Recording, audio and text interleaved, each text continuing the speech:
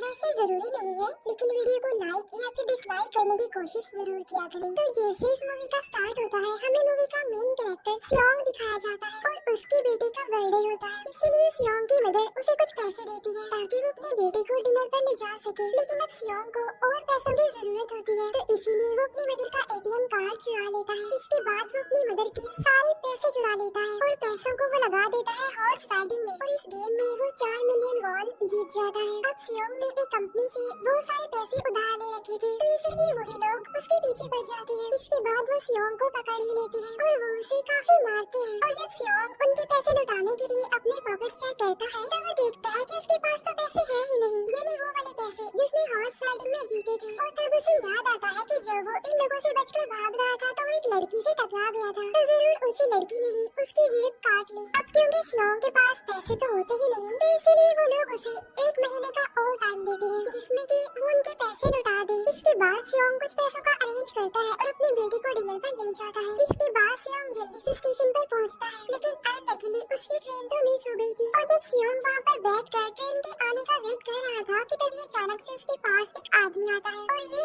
Unknown person था, यानी सियोंग उसके बारे में कुछ नहीं जानता था। कि वो अननोन पर्सन सियोंग को कहता है कि मैं तुम्हारे साथ एक गेम खेलना चाहता हूँ। वो सियोंग को कहता है कि अगर तुम इस गेम में जीत गई तो मैं तुम्हें 1 लाख वॉन दूंगा। तब इतने सारे पैसों का सुनकर सियोंग ये गेम खेलने के लिए एग्री हो जाता है। इसके बाद सियोंग काफी मार खाने के बाद ये गेम जीत जाता है, यानी वो 1 लाख वॉन हासिल कर लेता है। इसके बाद वो अननोन पर्सन सियोंग को एक कार्ड देता है, ये कहते हुए कि अगर तुम और पैसे जीतना चाहते हो तो इस कार्ड पर जो नंबर लिखा हुआ है उस पर कांटेक्ट करना। इसके बाद सियोंग जब अपने घर जाता है, तो उसकी मदर उसे कहती है कि तुम्हारी बेटी अगले साल अपने स्टेप फादर के साथ यूएस में शिफ्ट हो रही है। यहाँ पर हमें ये पता चलता है कि सियोंग की डिवोर्स हो गई है और उसकी वाइफ ने दूसरी शादी भी कर ली है। लेकिन सियोंग कभी भी ये नहीं चाहता था कि उसकी बेटी उससे दूर जाए, लेकिन उसे बहुत सारे पैसे चाहिए होते हैं अपनी बेटी की कस्टडी वापस लेने के लिए, तो इसीलिए सियोंग उस कार्ड वाले नंबर पर कॉल करता है। इसके बाद सियोंग को एक गाड़ी में लाया जाता है जहाँ पर और भी लोग थे, लेकिन फिर उन सारे लोगों को बेहोश कर दिया जाता है। और जब उन सब लोगों की आँख खुलती है, तो वो खुद को एक फैसिलिटी में पाते हैं जहाँ टोटल 456 लोग थे, और वो वहाँ पर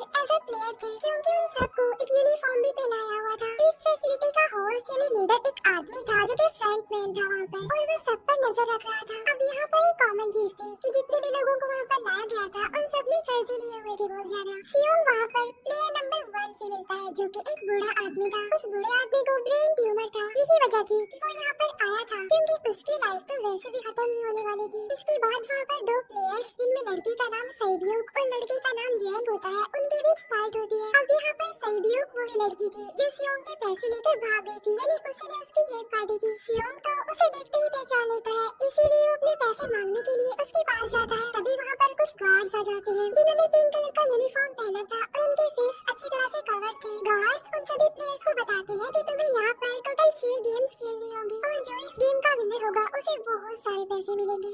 इसके बाद इन सबसे एक कॉन्ट्रैक्ट पर साइन करवाया जाता है, और इस कॉन्ट्रैक्ट के 3 मेन रूल्स थे। पहला रूल ये कि कोई भी प्लेयर अपनी मर्जी से गेम को छोड़कर नहीं जा सकता। दूसरा रूल ये होता है कि जो भी प्लेयर खेलने से मना करेगा तो उस प्लेयर को एलिमिनेट कर दिया जाएगा, और उनके मुताबिक एलिमिनेट का मतलब क्या था ये तो हम आगे ही जानेंगे। गेम का तीसरा रूल ये था कि अगर मेजॉरिटी इस गेम को खेलना नहीं चाहती तो वो इस गेम को छोड़कर जा सकते हैं। इसके बाद उन सबको गेम के लिए ले जाया जाता है। अब यहाँ पर सियोंग अपने क्लासमेट सैंडो से भी मिलता है, जो कि उसे बचपन से जानता था। सियोंग उसे वहाँ पर देखकर काफी हैरान होता है, क्योंकि वो तो किसी बिजनेस के लिए आउट ऑफ कंट्री चला गया था। अब पहले गेम के लिए वहाँ पर एक काफी बड़ी डॉल थी, और इस गेम का रूल काफी सिंपल था, और वो ये था कि डॉल जब भी गाना गाएगी उन सबको आगे बढ़ना है, और जैसे ही वो गाना गाना बंद करेगी तो उन सबको रुक जाना है और मूव नहीं करना है, और अगर कोई हिल गया तो उसे एलिमिनेट कर दिया जाएगा। अब स्टार्टिंग में तो ये सब कुछ उन्हें किसी प्रैंक की तरह लग रहा था, लेकिन जब एक लड़का हिल जाता है तो उसे शूट करके मार दिया जाता है, और यही होता है एलिमिनेट का मतलब, यानी उन्हें मार दिया जाएगा। अब ये देखकर वो सारे लोग काफी घबरा जाते हैं, और उन्हें पता चल चुका था कि वो खतरे में है, इसीलिए लोग डरते हुए पैनिक करते हुए इधर उधर भागने लगते हैं। लेकिन अब क्योंकि गेम का रोल था, इसीलिए जो भी हिलता है उसे मार दिया जाता है, और जितने भी सर्वाइवर होते हैं वो किसी न किसी तरह इस गेम को कंप्लीट कर ही लेते हैं। लेकिन जो लोग मर जाते हैं उनके डेड बॉडीज को वहाँ से ले जाया जाता है, और अब 456 प्लेयर्स में से सिर्फ 255 रह गए थे। अब क्योंकि वो सारे प्लेयर्स इतना ज्यादा डर जाते हैं कि अब कोई भी गेम खेलना नहीं चाहता था। लेकिन जैसा कि रूल नंबर 3 था कि अगर मेजॉरिटी चाहे तो वो ये गेम स्किप कर सकती है, तो इसीलिए उनका लीडर यानी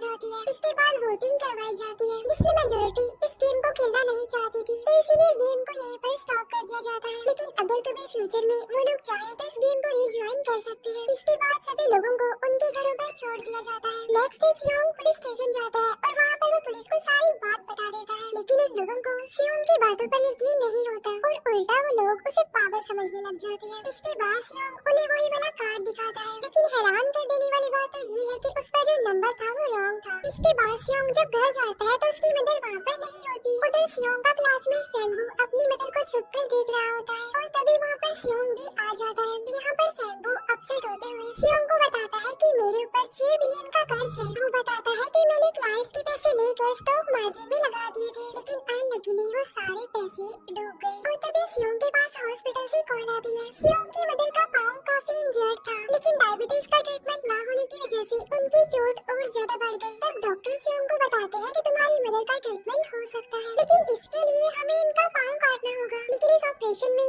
बहुत सारे पैसे लगने वाले थे, लेकिन जाहिर सी बात है सियोंग के पास इतने पैसे तो होते नहीं। इवन उसने तो अपनी मदर के इंश्योरेंस के पैसे भी उड़ा दिए थे। तब इसीलिए सियोंग पैसे मांगने के लिए अपनी वाइफ के पास जाता है, लेकिन उसकी वाइफ उसे पैसे देने से इनकार कर देती है। फिर उसकी वाइफ अपने हस्बैंड को बताती है कि सियोंग आया था पैसे मांगने के लिए, और तभी उसका हस्बैंड सियोंग को पैसे देने आता है। साथ साथ उसे ये भी कहता है कि मेरी फैमिली से दूर रहो, लेकिन सियोंग उसे मारने लगता है और तभी उसकी बेटी भी वहाँ पर आ जाती है। इसके बाद सियोंग का एक फ्रेंड अपने बॉस के पास पैसे मांगने जाता है, लेकिन उसका बॉस उसे पैसे देने से मना कर देता है, तो इसीलिए उन दोनों के बीच फाइट होने लगती है। इस फाइट के दौरान उसके बॉस का हाथ मशीन में आ जाता है, तो मौके का फायदा उठाकर सियोंग का फ्रेंड पैसे लेकर वहाँ से भाग जाता है। फिर इसके बाद सियोंग का फ्रेंड अपने घर आकर अपनी वाइफ को कहता है कि पहली फ्लाइट लो और जाओ यहाँ से। इसके बाद सैब्यूक एक एजेंट से मिलती है, क्योंकि उसने अपनी मदर को नॉर्थ एरिया से साउथ एरिया में लाना था। सैब्यूक वही लड़की जिसने सियोंग की जीप काटी थी, लेकिन यहाँ अपनी मदर को लाने के लिए सैब्यूक को बहुत सारे पैसों की जरूरत थी। अब सैब्यूक का एक छोटा भाई भी होता है जिससे उसने प्रॉमिस किया होता है कि मैं मदर को जरूर ले आऊंगी। इसके बाद हमें एक ऑफिसर दिखाया जाता है और इस ऑफिसर का भाई कुछ टाइम से मिसिंग था, इसीलिए वो ऑफिसर अपने भाई के घर जाता है, जहाँ उसे पता चलता है कि उसका भाई तो पिछले कुछ दिनों से अपने घर पर भी नहीं आया। और जब वो ऑफिसर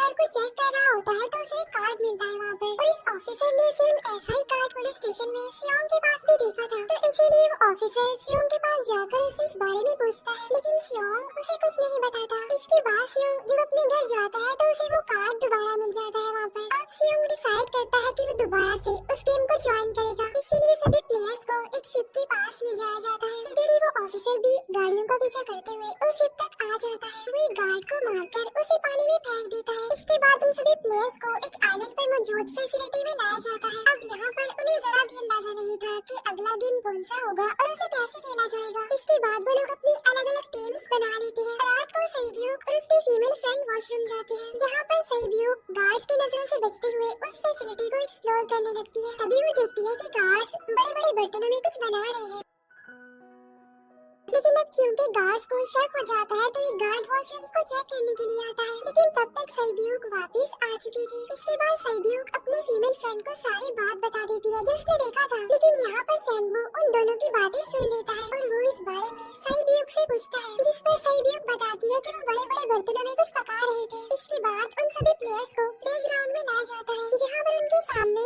4 शेप्स थी। 4 शेप्स में से उन्होंने किसी एक शेप को चूज करना था। अब यहाँ पर सेंगू को पता चल जाता है कि गेम क्या है और क्या करना है हमें। सेंगू सियोंग को बताता है कि सबने अलग अलग शेप्स को चुनना है। इसके बाद उन सभी को एक छोटा सा बर्तन दिया जाता है जिसमें की शेप्स बनी होती है। अब गेम उनकी ये होती है कि उन्होंने किसी तरह उस शेप को बाहर निकालना है बगैर डैमेज किए, लेकिन अगर शेप जरा से भी खराब हो गई तो उन्हें एलिमिनेट कर दिया जाएगा, यानी मार दिया जाएगा। अब यहाँ पर सेंगू तो इजीली उस शेप को निकाल लेता है, लेकिन सियोंग इतना ज्यादा घबरा जाता है कि उसकी हालत खराब होने लगती है, लेकिन फिर वो किसी न किसी तरह करके इस गेम को भी जीत लेता है। इसके बाद उन सबको वापस से रूम में लाया जाता है। अब यहाँ पर 187 प्लेयर्स वापस आए थे, जिनमें से अब सिर्फ 108 ही रह गए थे। इसके बाद उन सबको खाने के लिए ले जाया जाता है, लेकिन खाने की वजह से जैंग की एक लड़के से फाइट हो जाती है, जहाँ पर जैंग उस लड़के को इतना ज्यादा मारता है कि वो मौके पर ही मर जाता है। इधर ही हम देखते हैं कि उन प्लेयर्स में से एक डॉक्टर होता है जो गार्ड्स के साथ मिलकर मरे हुए लोगों के ऑर्गन्स निकाल कर उन्हें चाइनीज को बेचने का काम करता है। इसीलिए जब भी डेड बॉडीज को ले जाया जाता है तो वो डेड बॉडी बॉडीज को गायब कर लेते हैं, क्योंकि ये सब कुछ एक प्लान के अकॉर्डिंग चल रहा था, क्योंकि ये सारा कुछ फ्रंट मैन से छुपकर हो रहा था। यही वजह थी कि कंट्रोल रूम में भी उन्होंने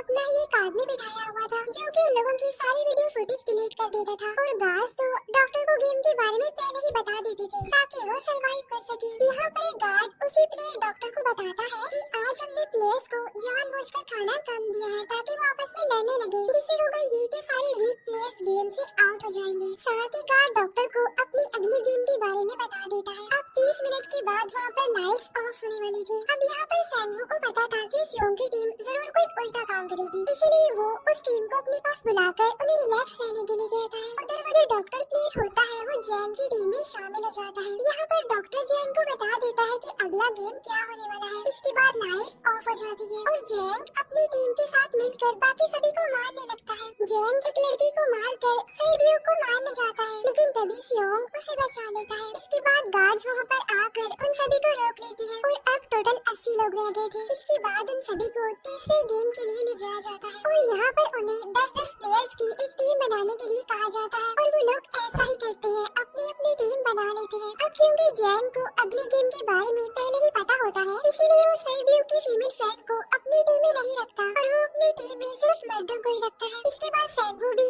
अपनी एक टीम बना लेता है। अब क्योंकि उन्हें एक प्लेयर की जरूरत थी, तो इसीलिए सेबियो की फीमेल फ्रेंड उनकी टीम में शामिल हो जाती है और ये गेम असल में टग ऑफ वॉर का होता है, यानी उन्होंने अपने सामने वाली टीम को नीचे गिराना था। इसके बाद गेम स्टार्ट हो जाती है और जैन की टीम बड़ी आसानी से इस गेम को जीत लेती है। इसके बाद बारी होती है सैंगवू की टीम की। तब प्लेयर नंबर 1 यानी वो बूढ़ा आदमी कहता है कि मैंने अपनी जिंदगी में बहुत सारी टग ऑफ वॉर्स खेल रखी है, इसीलिए उन सबको गाइड करता है कि इस गेम को कैसे जीतना है।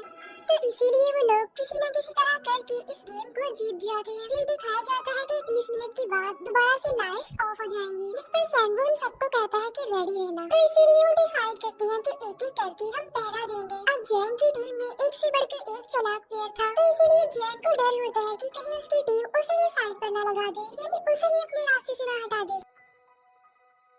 दूसरी तरफ डॉक्टर और गार्ड्स मिलकर डेड बॉडी के ऑर्गन्स निकाल रहे होते हैं और इन ऑर्गन्स को डिलीवर करने जाना था गार्ड नंबर 28 एंड 29। तो वो सभी एक डेड बॉडी के बारे में बातें करने लगती हैं, जिसकी सिर्फ एक किडनी थी और वो उसे ज़ॉम्बी कह रहे थे। अब यहाँ पर जो गार्ड नंबर 29 था, यानी जिसने वो ऑर्गन्स डिलीवर करने जाने थे, वो कोई और नहीं बल्कि वो ऑफिसर था जो गार्ड के बेस में वहाँ पर आया था। और ये सब बातें सुनकर उसे शक होता है कि शायद ये लोग मेरे भाई की बात कर रहे हैं, क्योंकि उसकी भी एक ही किडनी थी। इसके बाद नंबर 28 और 29 यानी वो ऑफिसर ऑर्गन को डिलीवर करने के लिए चले जाते हैं। रास्ते में वो ऑफिसर नोटिस करता है कि टनल में तो बॉम्ब लगा हुआ है। तब नंबर 28 उसे बताता है कि जब हम यहाँ से बाहर निकलेंगे तो इस जगह को ब्लास्ट कर दिया जाएगा। अब यहाँ पर वो ऑफिसर नंबर 28 से और इन्फॉर्मेशन लेने की कोशिश करता है, इसीलिए नंबर 28 को उस पर डाउट होने लगता है, इसीलिए वो उस ऑफिसर को अपना फेस दिखाने के लिए कहता है। अब यहाँ पर वो ऑफिसर अपना फेस भी दिखा देता है, साथ साथ वो नंबर 28 पर गन पॉइंट भी कर देता है। साथ साथ वो ऑफिसर उससे एक किडनी वाले आदमी के बारे में पूछता है कि वो कौन है जिसे तुम ज़ॉम्बी कहते थे, जिस पर वो नंबर 28 उससे कहता है कि वो तो एक लड़की थी। अब यहाँ पर नंबर 28 उस ऑफिसर को कहता है कि तुम लीडर के रूम में जाकर सारी इंफॉर्मेशन देख सकते हो, वहाँ पर सबका डाटा है। ये जानने के बाद वो ऑफिसर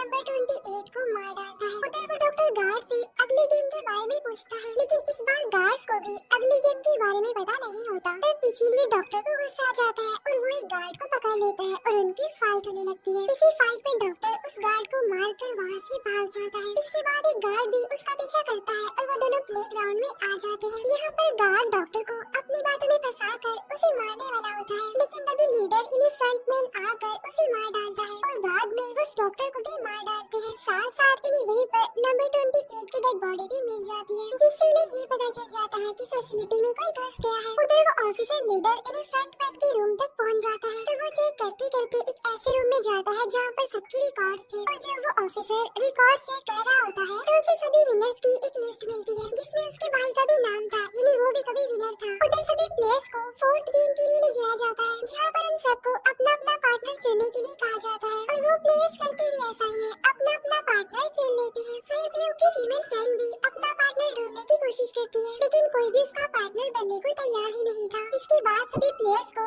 10-10 मार्बल्स दिए जाते हैं। असल में ये गेम ऐसी होती है कि एक प्लेयर को अपने पार्टनर से सारी मार्बल्स लेनी होती है बगैर कोई जोर जबरदस्ती किए, और जो दूसरा पर्सन होगा यानी जिसके पास मार्बल्स नहीं होंगे उसे मार दिया जाएगा। फिर सैंगवू और सियोंग का फ्रेंड ऑड और इवन का गेम खेलते हैं जिसमें कि उन्होंने गेस करना था कि सामने वाले के हाथ में कितने मार्बल्स हैं। अब यहाँ पर सियोंग का फ्रेंड सैंगवू के सारे मार्बल्स जीत जाता है जिसकी वजह से लास्ट में सैंगवू के पास सिर्फ एक ही मार्बल बचता है। अब क्योंकि सैंगवू को पता चल चुका था कि अब वो बच नहीं पाएगा, इसीलिए वो सियोंग के फ्रेंड को अपनी बातों में फंसाकर उसे ये यकीन दिलाता है कि अगर हम में से कोई भी हार गया तो हारे हुए लोगों का मैच दोबारा करवाया जाएगा। अब यहाँ पर सैंगवू धोखे से सियोंग के फ्रेंड के सारे मार्बल्स चेंज कर देता है। इसके बाद सैंगवू मार्बल्स लेकर गार्ड को दे देता है और वहाँ से बाहर चला जाता है। और जब सियोंग का फ्रेंड मार्बल चेक करता है तो वहाँ पर पत्थर होते हैं। उधर प्लेयर नंबर 1 यानी उस बूढ़े आदमी की हालत खराब हो रही थी, इसीलिए वो तो इधर उधर घूम रहा था, लेकिन सियोंग किसी तरह उसे खेलने के लिए एग्री कर लेता है। अब यहाँ पर वो दोनों यानी वो बूढ़ा आदमी और सियोंग भी इवन आउट खेलते हैं। अब इनमें से वो बूढ़ा आदमी सियोंग के सारे मार्बल्स जीत जाता है, लेकिन लास्ट राउंड में वो बूढ़ा आदमी भूल जाता है कि उसने क्या चूज किया था। तो यहाँ पर सियोंग उसे बातों में फंसाकर उसके सारे मार्बल्स ले लेता है, लेकिन यकीन मानिए कि वो बूढ़ा आदमी काफी चालाक था। उसने एक मार्बल अपने पास ही रखा हुआ था और वो दोबारा से इधर उधर घूमने लगता है। अब यहाँ पर सियोंग उसे रिक्वेस्ट करता है कि प्लीज मेरे साथ एक और गेम खेलो ना। तब यहाँ पर वो बूढ़ा आदमी कहता है कि मुझे पता है कि तुमने सारे मार्बल्स धोखे से लिए हैं मुझसे। वो कहता है कि मुझे सब पता था, बस मैं पागल बनने की एक्टिंग कर रहा था।